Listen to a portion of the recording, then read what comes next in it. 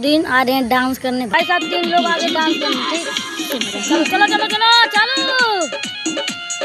Music by Mantu देख लीजिए, ये छोटू बहुत तगड़ा नाच रहा है। ट्रेनिंग में इसका वीडियो जाना चाहिए।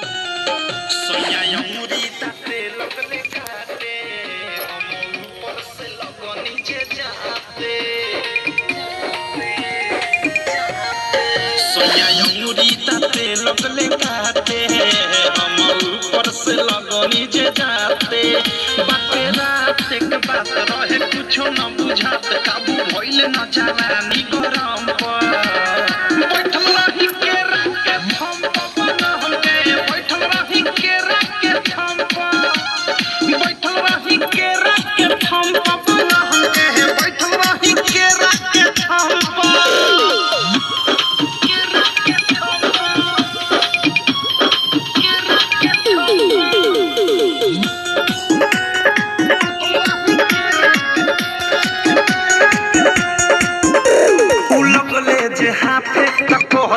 साफे किया की जवानी के लहक गइले बा अब हो इधर आ कुछ तो कर ई मनवा ये राजा बहक गइले बा लगले जे हाफे तो कह देनी साफे किया की जवानी के लहक गइले बा अब हो इधर आ कुछ तो कर ई मनवा ये राजा बहक गइले बा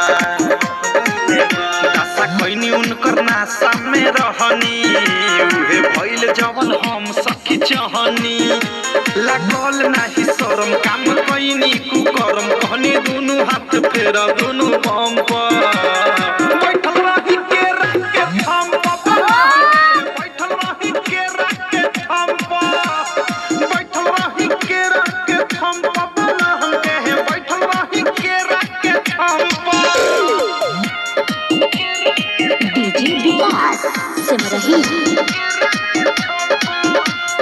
music by Mantu Mani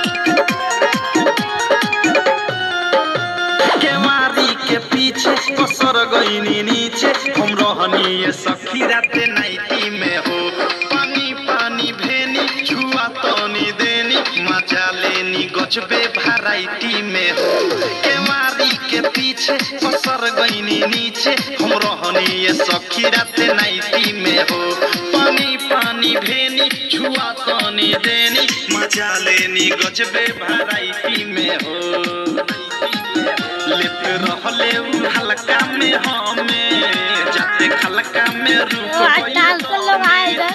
right थारू अवधेश लागल थे हुन बहुत तगड़ा डांसर है ये छोटू। इसका ट्रेनिंग में जाना चाहिए।